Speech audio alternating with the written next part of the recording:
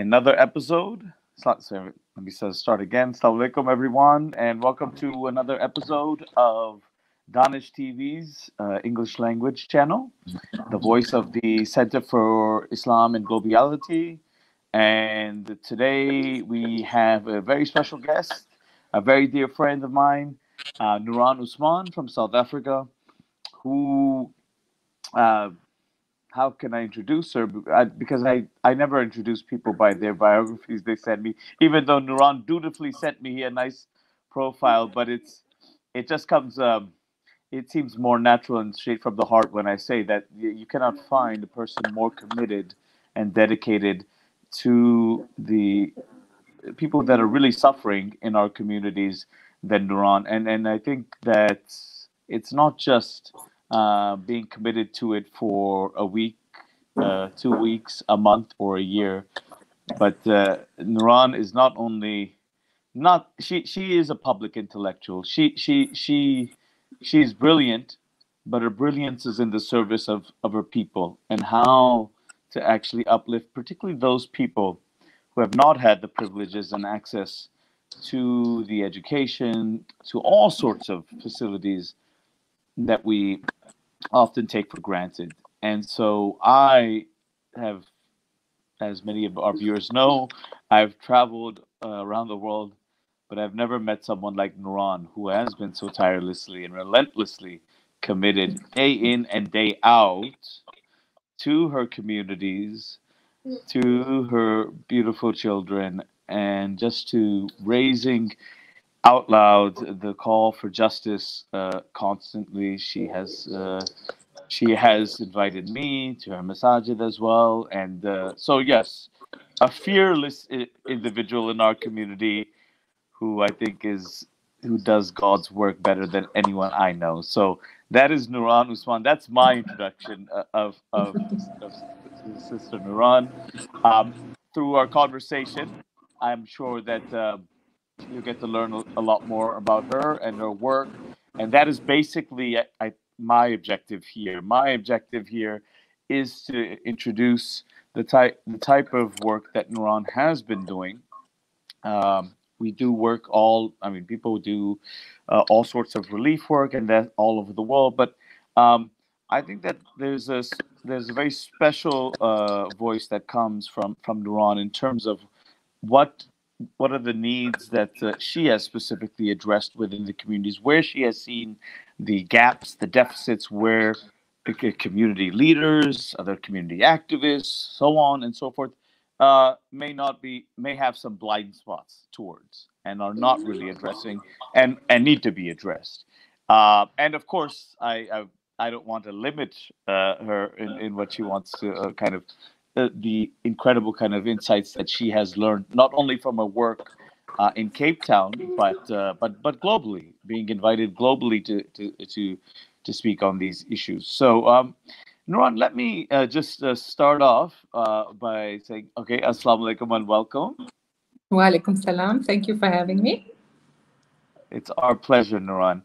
So I wanted to, first of all, just to introduce you to the audience, ask you, beyond my own introduction, to ask you to kind of tell us, our viewership, not only Pakistani, global viewership, about who you are, the work that you do, where actually even before that, like, where were you raised, and how have you gone from there to here to what you're doing now? So I was born in Cape Town in South Africa. I think at this stage I've lived in 7 different places in the world, alhamdulillah. But growing up in a very close-knit family where both my maternal and paternal grandmothers were very involved in relief work and humanitarian work. My grandmother, even at a pensionable age, had said, please take some money to the poor. Please, let's do this. Can we do that? My father and his siblings, only on the day of my grandmother's funeral, discovered that she had run a weekly soup kitchen for poor children at a neighboring school. And the reason was that as we waited for her funeral to happen, the children came and asked, where the auntie is. And when people said she had passed away, they cried very bitterly. And the people asked her, "How do you know asked the children, how do you know this aunt?" And they said, "She's been providing meals for us for the past few years." And so then my father and his siblings were shocked. I knew because she would send me regularly to buy the vegetables that she required. She taught me to cook. And so I think it's almost an in the blood thing. But it was also that my parents in their own household had only two biological children, my brother and I, me being the eldest, but they'd invited everyone's children to come and stay with us. Or, if somebody was in danger, they'd come to us. If somebody was at risk, they'd come to our home. If somebody had nowhere to go, they came to our home. And my parents looked after her, my mom looked after her siblings for a while, and my dad looked after some of his family members. And so our household was never a two-child household. We grew up in a communal household, which I suppose culturally for all of us is quite a normal thing. But being South African, which is largely a Western country, of course, this, I think for me, it laid the foundation of saying, and I live by this today, I am because you are. And in fact, Nuraan, I was going to say, Nuraan, that it's increasingly, for better or worse, not even so much relatable here. In fact, that trend towards this non kind of extended family, in the sense of being able to depend on an extended network of a family and a community, not even necessarily of blood relations, but Yes. that is slowly dissipating, actually quite rapidly dissipating, not only in the rest of the world, but also in the so-called traditional societies like Pakistan. But no, that's an amazing introduction to kind of the real deep family inheritance of that type of work that you've done. And then kind of afterwards, what did you pursue? What did you want to do? So, as everyone expected, I went to university and studied social work, which everyone knew was going to happen. I was in grade 2. I was 7 years old, or 6 years old, and I'd written a card saying, "When I grow up, I'll be a psychologist or a social worker." So I started university at 16, which was still quite young, and started with social work, and later decided that this was too stressful for me. And so I switched to psychology. Little did I know I would end up doing both later in my life. And so I graduated and started work. One of my first jobs, as you know, was with Positive Muslims, supporting Muslims who were HIV positive. My job was education, awareness, and advocacy. And I was really young at the time. I think I was 21, so I knew nothing about nothing. But you learn on the job, and compassion is not something you learn. It's something that comes naturally. It's something that's from the heart. So early on, Nuraan, I want to just so for our viewership, they know Positive Muslims and the work that it was doing.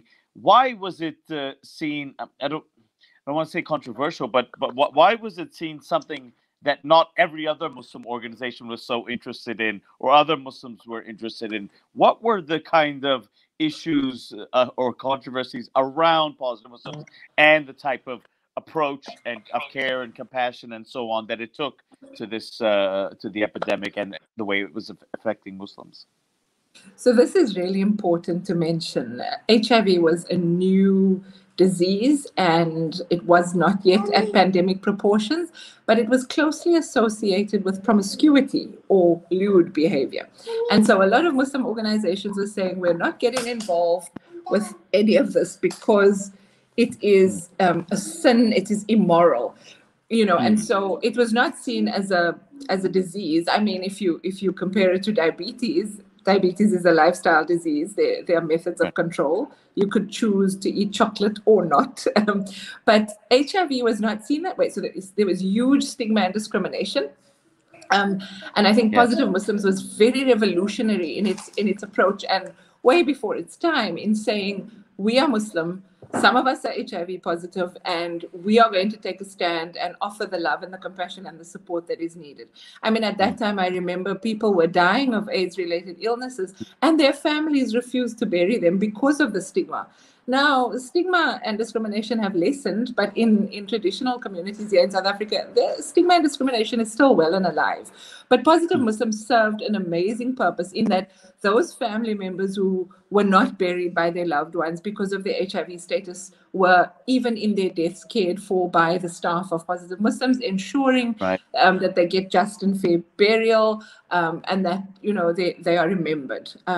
So it was deeply compassionate work, but so necessary at the time. It is unfortunate that no such agency exists any longer, and really, it's still very much needed. I'm shocked that even now, in times of global pandemic, COVID-19, that there is Right. still stigma and discrimination where education Yeah. lacks.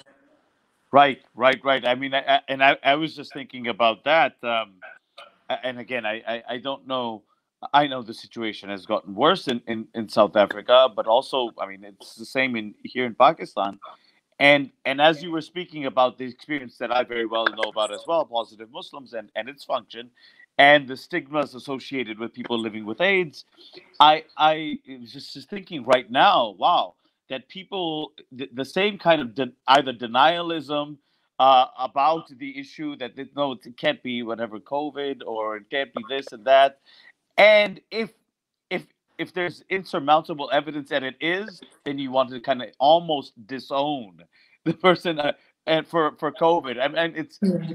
quite ridiculous and very sad. I mean, Yeah. to think about that, but it just exactly the same thing came to my mind actually right now concerning COVID. But I also think that I wanted you to speak about that because one of the issues that I did want to highlight is how many of us who have been, committed activists in some way or the other on particular issues, uh, when it comes to, we can often talk the talk, but when when it comes to walking the walk and actually getting our hands dirty and working, you know, the combination of both theory and praxis of actually doing is actually quite rare. Um, Yes.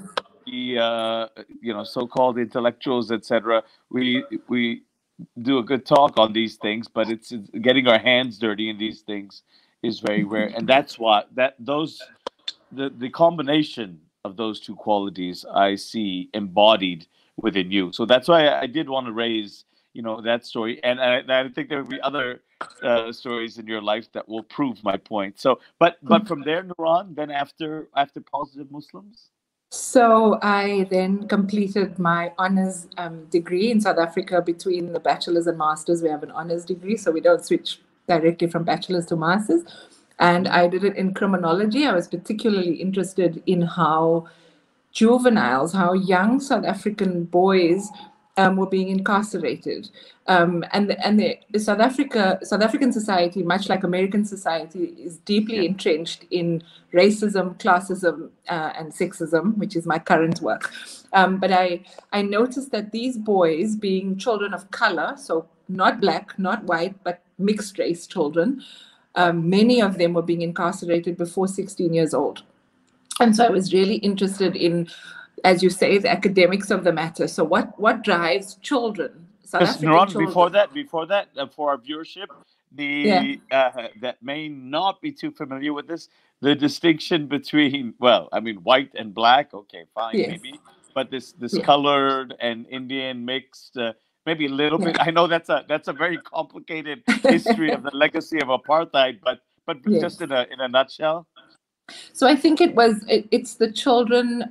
So we were told when we were growing up that our Yeah, forefathers came from India and Indonesia and Malaysia, and so I don't know. There was intermingling of races, and the colored race was born. So my family right, is of Asian origin, of Indian origin. So we're known as South African Indians, for example, or some hmm, would say we're not South African Indians. It depends on where in India you're from. It's all of those sorts of funny things. But in South Africa, it would have been, let's say, a white master, slave master, who had impregnated his black slave woman, and she would have given birth to a mixed race child. And right, so it's a bit of an ugly word to say, but it's a bit of like a bastard nation, a bastard right, grouping of yeah, people.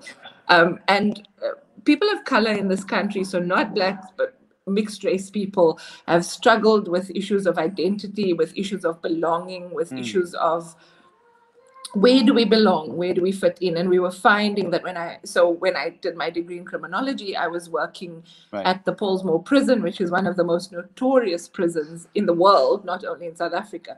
But there were so many young people under 16 incarcerated, and I was very interested in what made these young men tick, what sent them to prison. Why was prison an option for them? But it was the deep sense of power and belonging that they felt, because on the streets you have no sense of power. On the streets you have no sense of belonging. You're not even sure which race or cultural category you belong to. And so I spent a year working on a program in the prison with juvenile boys around violence reduction, non-violent communication, and also teaching the boys to name their feelings. Now, this may sound, for the average listener, this may sound like, why would you need to teach children to name their feelings? And the reason for this is that many of these young children had no safe space. They lived somewhere, but their homes were not safe spaces. And so they were unable to say that I feel sad or I feel happy. In fact, they didn't know what happy or sad was. I needed to teach them through picture drawing. So I needed to draw a happy face and say, what does that feeling look like to you? And where in your body do you feel it? And it's the oppression, the legacy of oppression left behind by the apartheid regime that left these children almost feelingless. And for me, emotional intelligence is one way of not surviving in the world, but living in the world. And so these children were surviving in the world in gang-infested communities, because gangs is one of the remnants of apartheid. In gang-infested communities, their only ambition was to be in the gang. Now, if you have a cold-hearted 11-year-old, 15-year-old who can't name their feelings, and you place a gun in his hand, and he doesn't even know where in his body he feels feelings, he doesn't know what his feelings name. Imagine the damage he can do to another human being. And that's what these children were being used for by gangs. They were being used to commit murders on behalf of the gang, but then having to live with the remorse ever after, being incarcerated for 20 years ever after, and not even knowing what you did and how that felt and the effect it had. So consequential thinking was also one of the other things that I was engaged in, and it was for 1 year. But because the legacy of apartheid still lived well in this country, the prison did not see the need for funding for this program. So much to my devastation, this program ended. And then I went on to work as the first orphans officer in South Africa for Islamic Relief Worldwide. So I was responsible for signing up 300 orphans and vulnerable children. And some of these children were orphaned by this dreaded AIDS pandemic, because at this point, HIV had reached pandemic proportion. And as you may well understand, many people were dying because they were not accessing testing, treatment, or clinics, and ashamed to come out because of the stigma and discrimination. And so they were dying, and their children were left behind with nothing. I will say it's one of the jobs that I so miss, just engaging with children, with their big eyes and their bright eyes and their bushy tails, so ambitious for the world, but having been left in this world without anyone to care for them. So my job was to care for almost 300 of them at that stage. Wow, mashallah, wow. And this was part of Islamic Relief, a campaign of Islamic Relief. Yes. Yeah. I think that when I probably first had met you, were you working at was it at the orphanage? I think that was it. No, I was working at Islamic Relief, in fact. So yes, I had the 300 orphans, but the program was based in communities. So we were empowering grandmothers, aunts, even uncles in the community to care for these children. And so, yeah. Okay. That's right. And then after that is what you've been doing up until now, or no? So is there more? Okay. Yes. After that, I left Islamic Relief after 9 years of service, because it was the best time of my life, but it also gets a lot to care for orphans and vulnerable children, and I needed to move on, because I think you know, one can't hold on to a job. Most of us, again, like I said, will talk the talk, but won't last probably 9 days, if 9 hours. So, mashallah, 9 years is a lot. It's a calling, it's not a job.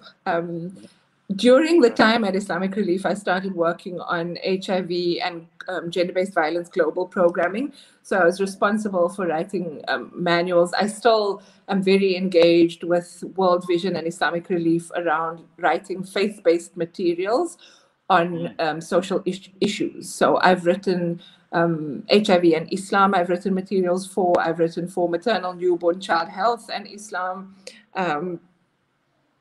Child protection, gender-based violence, and these manuals are used to train religious leaders, ulama, around the globe. And I've been involved both with Muslim-only training and then Muslim and Christian joint training. And you spoke earlier on of some of the global work I've done. I've worked with religious leaders in Malawi, in Kenya, in Indonesia, in Vienna, around these issues, and also, locally in South Africa, training local religious leaders, particularly to look at issues of vulnerability.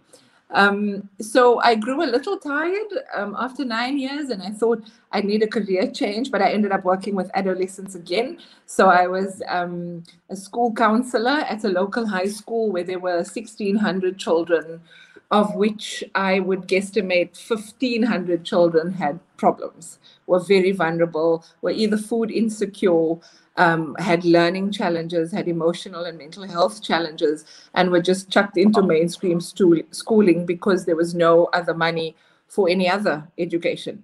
And so I worked half-time as the school counselor and half-time as a teacher.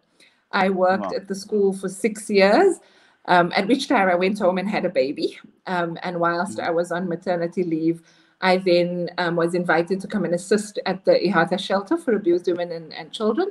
And that's where I work now, 11 years later, alhamdulillah. Wow, alhamdulillah. Can you speak a little bit? Well, actually, before that, at the school where you say roughly out of 1,600, 1,500 of these peoples, of the students, had some serious issues. Did you feel, because of your prior experiences, equipped to handle? Now, these were students between what ages? What age demographic are we speaking about? Like high school students, or? Yes. So in South Africa, it would be 13 to 18. So how did you handle them? How did you deal with all of these kids? And I mean, I'm sure, because it was probably very different from obviously the experience at an orphanage or other places where there's other types of things you need to do. And these are people that are very, I mean, they're very vulnerable to gangs, to all sorts of things.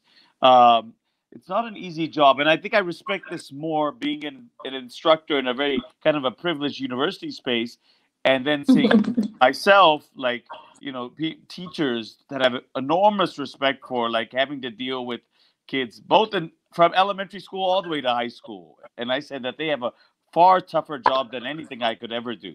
So I just wanted to ask you that, like, how was that experience? And were you able to kind of cope and manage in that situation? So I think juvenile adolescents who go to high school, who want to learn, are far easier to deal with than juveniles who are incarcerated in a prison cell. That's right. Less levels of frustration, less vulnerability, let's say. But I think what was important for me when I was teaching was that it was not so much about what the children learned about English or social sciences or geography. None of that. I mean, none of us use algebra in our daily lives, but we got taught algebra until the cows came home. What was important for me was to teach the children life skills. And so it was really important. I mean, one of the things I did was I taught English to second language speakers. So Afrikaans was their home language, and they were learning English, but they were very scared of the English language. And so I would use, I know this is probably not best practice, but I would use newspaper articles from the tabloid to get the children to read. And so because they were nosy about what's going on in the community, they then read the Well, tabloids we, because they we can relate today. I mean, just to get them to read anything, you may have to yes, turn to some type of yes. just a paragraph on social media, or just to say, just to read that for them to read anything. So no, I mean, no one is Yes. blaming you for using a tabloid to, to read. And one of the other things I did with particularly grade 9 learners, or about 13 or 14 years old, was I had a collection of comic books in my classroom. So it was Archie's Yeah. comics. I mean, now the kids are watching, I don't know what it's called, River something on Netflix. But the Archie comics were very entertaining because the children would Yeah. borrow the comics, read them, and then tell the other children what happened in this comic and what happened in that comic, and everybody would want to read. So I had a Yes. constant flood of children into my classroom wanting to borrow comic books. The other things we would do is, for example, we would watch. So grade 9 English additional language learners would need to study Romeo and Juliet, and they were not going to read Shakespeare.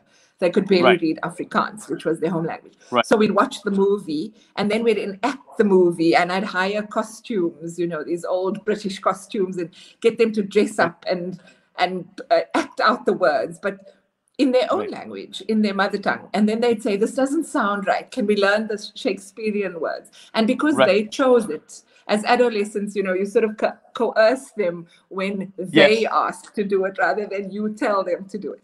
And so I used Right. all of these techniques and got acknowledged from our local education department for being incredibly innovative. And a lot of my work was then used as the standard for grade 9 learners in the province where I live, which Wow. made me very proud because it meant that the kids wanted to learn. They were having fun.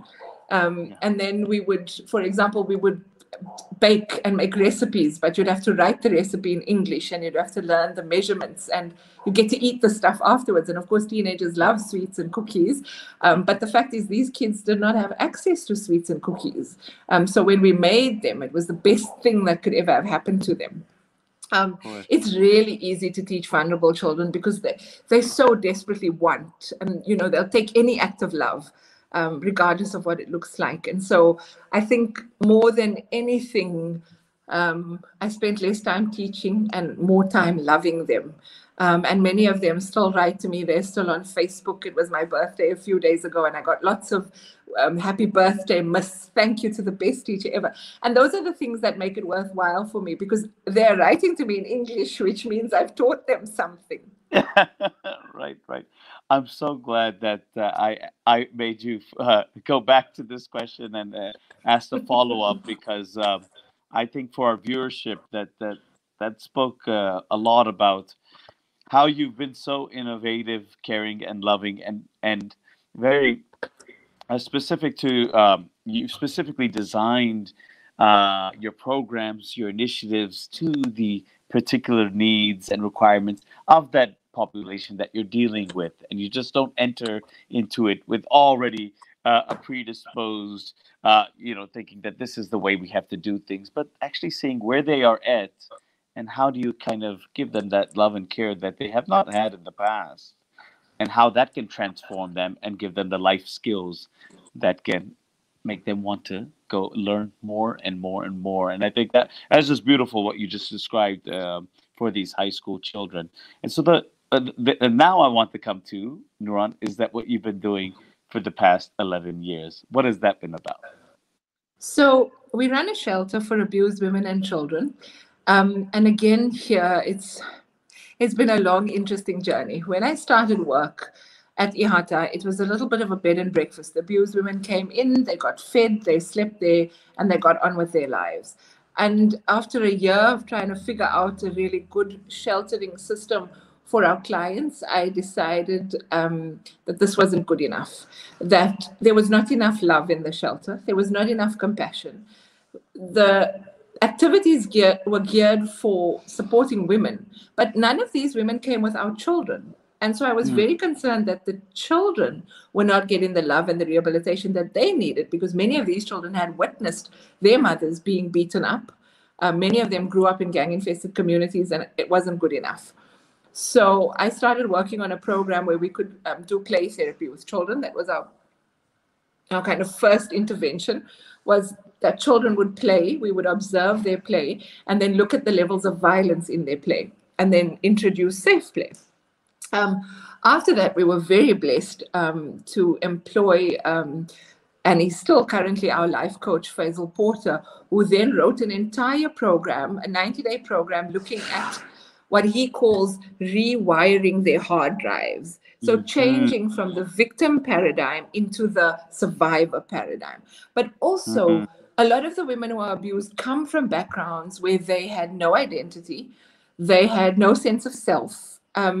And so we teach through our 90-day program how to get to know yourself. So some of Right. our clients, for example, would come without clothing, and we'd say, which clothing would you like? And they would say, oh, we don't know. Can you choose for me? And we'd be like, no. What's your favorite color? Which designs do you like? Which era do you like? Which fashion do you like? And they're not used to choosing their own clothing because their mothers chose their own clothing, and then their fathers chose their clothing, and then their husbands chose their clothing. And now they're at the shelter where people are saying, actually, you get to develop your own style. And this gives Mm. the woman a deep sense of self because she says, oh, hang on, somebody Right. cares about how I feel about me. So that's one thing. And the other thing is, so we teach a lot of soft skills, but we also teach a lot of individual skills because what Faisal speaks about in the 90-day program is the whole notion of a tribal community. You know, we dress the Hmm. same. We're all going to wear shalwar, kameez. We're all going to wear draped scarves. We're all going to comb our hair in the same way. But what if you don't? What if that hairstyle or that clothing item doesn't sit with who you are? So it's Right. about creating yourself. And then, so the 90-day program is one of our empowerment programs. It's really getting women to think. And we say in the shelter, you've got to think about what you're thinking about. Right. And that's hard work. That's hard work. So for Hmm. 90 days, we're rewiring the hard drive, we're writing a new program, and you're becoming a new person. In the meantime, we're also working with your children. We're getting their literacy levels up, we're getting their emotional intelligence up. So the children use what is called a pizza, a feelings pizza, and each slice represents a different feeling. And each morning you take your slice out and you tell your facilitator what you're feeling like. And so the children Mm. learn emotional intelligence. So they learn to know that it's okay to be sad, but I can't feel sad again tomorrow. Today I've got to work through my sad, and tomorrow I can have new feelings. And so all of our programs, then we then started a prison program. My passion is for incarcerated people. And we started working through the 90-day program in a women's prison. And when the women are released on parole, they can come and stay in the shelter with us to continue their program. And then 4 years ago, we launched an academy for young men and women. And it was funded by Comic Relief in the UK and MAA in Australia. And the intervention is so beautifully written. Faisal is a master programmer, but he wrote the program for adolescents to take girls and boys out of gang life. So a lot of the Ah, women who were coming through from the prison were drug mules or were serving the gang in some way. And a lot of the boy children in our community were being used by gangs or being initiated into gangs. And so our okay. program takes young people out of gangs. We now service 3 cities with this program and keeping young men and women out of gangs and gang activities simply through love, compassion, and life skill. Wow, that's incredible. And I wanted to ask, Ron, this is a very this work now for 11 years, and obviously till today, it's a very hands-on type of work. Now, Yeah. in the midst of this global pandemic, I mean, what type? I'm sure you've had to deal with a lot of issues trying to continue and to do this work within that context. How has that affected you? I mean, nothing very long, but I'm sure that it has had an impact on your ability, and obviously it's people getting together and so on. And So in the first 3 months of the announcement of the pandemic in South Africa, we had lockdown, which means yeah. that we were pretty much indoors.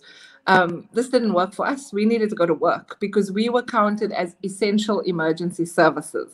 And so our city, our municipality issued permits and we were out. Our donor, Penny Appeal South Africa, had then decided that we were going to expand our services. So many families lost food security, breadwinners lost jobs. So in the first 3 months of the global pandemic, we provided 10,000 hot meals to Uh-huh. communities in need. So instead of working from home for 8 hours each day, my staff Yeah. were working from the office for 16 hours each day. Wow. And so we worked very hard. Alhamdulillah, we provided 10,000 hot meals in 3 months. We provided clothing. And we even provided, through the help of Penny Appeal and the sponsorship, we provided more than 5,000 bottles of hand sanitizer to essential services like the police, who hadn't received theirs yet because the state was under lockdown. And so we were looking after police stations, even clinics, health clinics. We provided sanitizers and masks too. After the 3 months, our program shifted a little bit. We started looking at more sustainable solutions and looking at working with specific families to support them. And currently, we're still working very closely with clinics, with families, with municipalities around any needs that may come up. So we shifted from being a shelter, a youth development program, to a kind of community resource center. And alhamdulillah, we're still that at the moment, and will continue until the pandemic eases. About 6 of my staff are working in COVID field offices at the moment, helping with testing and screening of COVID patients. Some of them are helping elderly people with palliative care, particularly elderly people who are isolated. So they're going in with hazmat suits and shields and sanitizers, but making sure the elderly are eating, their nails are clipped, they're having a bath, and that they're getting enough oxygen and food, really. So just providing basic needs. I will say that of my entire team of staff, we're now 23.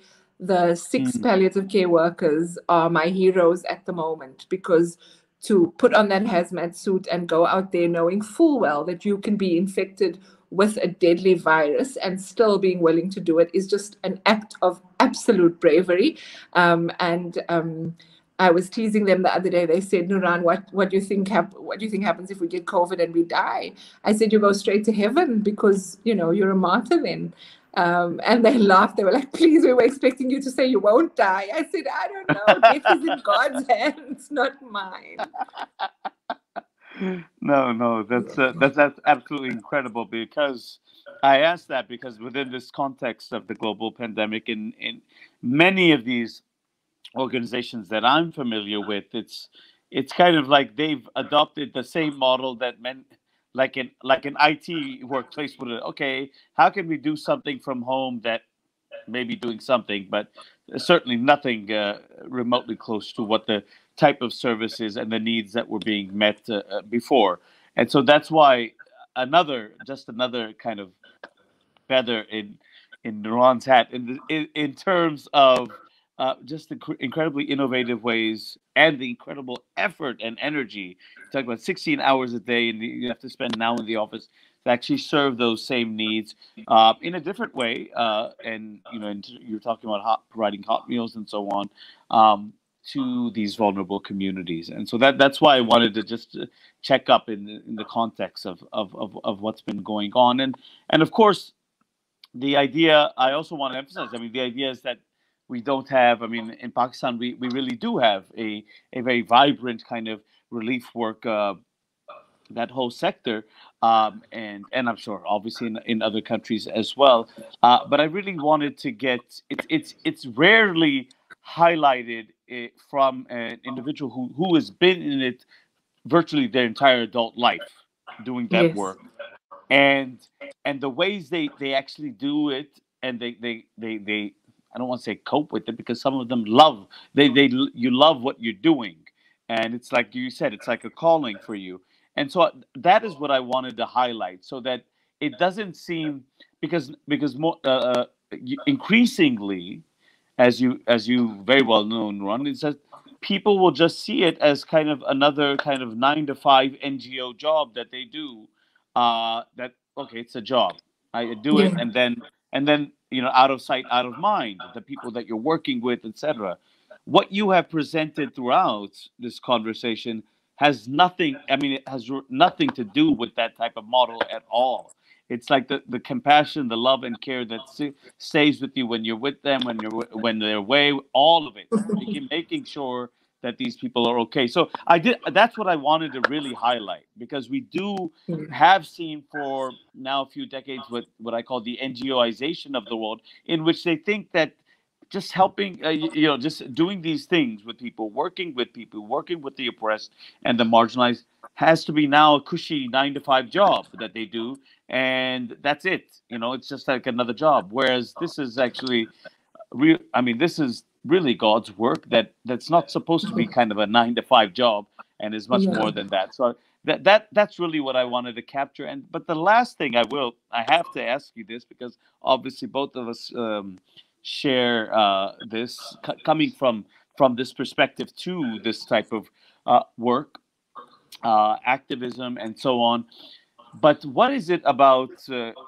And I know it's a bit personal, but what is it about your own personal faith that has, whether it's faith based or faith affirming work and activism that you have been engaged in throughout your adult life? What is that that faith that has inspired you to do that, and in what way? What are the values from that really do compel you to take up the work that you have been doing? So because I know that I come from the same ethos, that same those same principles, but I also wanted you to kind of articulate that for our viewers. So you just reminded me of something. My son, who's now 16 years old and 6'2", he's taller than me.